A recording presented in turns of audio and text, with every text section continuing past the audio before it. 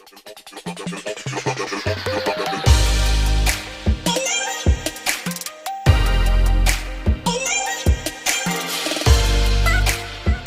guys, for today's video, pag-uusapan po natin kung saan naabot ang worth 10k na puhunan at kung ano-ano ang mabibili nito.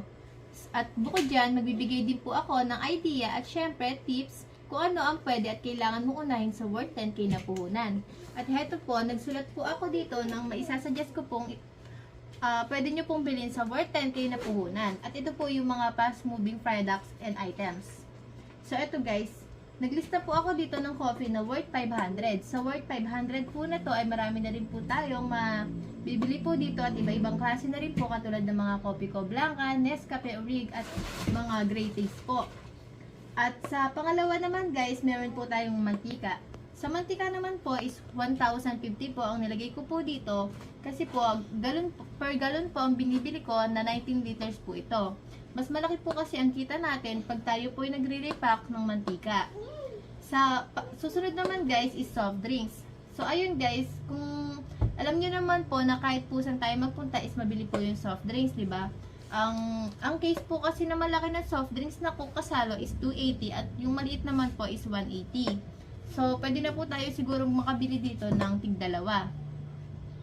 At susunod naman guys is sigarilyo. Sa sigarilyo naman po is worth 1,000. Sa worth 1,000 po nito is meron na po tayo ditong Marlboro, mga Mighty, Camel, mga iba-iba na po mabibili natin dito. Susunod naman po is alak.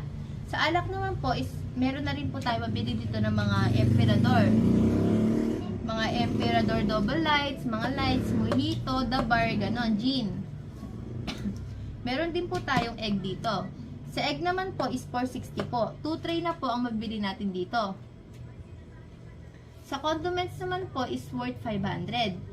Sa worth 500 po na to is meron na po tayo dito mga seasoning na Magic Sarap, Knorr, mga Bechin. Excuse me. Susunod naman po is yung candies. Meron na rin 350 po yung nilagay ko dito para medyo marami na rin po mabibili dito. At iba-iba po yung mga Snover, mga iba-iba, mga candy po, mga Mentos, ganon, Press, Be Fresh.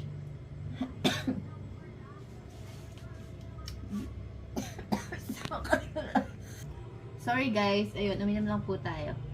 So, ang next naman po natin is yung sa sardines. Sa sardines naman po is 800 po yung nilista ko. Meron na po tayo dito mga Mega, Hokay, 5-5, Unipack. Ayun, mga ganun po, mga Century Tuna. Susunod naman po is noodles. Sa noodles naman po is worth 400. Dito po is yung mga mabibili po namin is yung mga Lucky Me Beef, Chicken, Pancit Canton, yung mga ano po, mga maanghang, tsaka po yung mga chili mansik, mga ganun po. Tapos, sa susunod naman po is frozen goods po.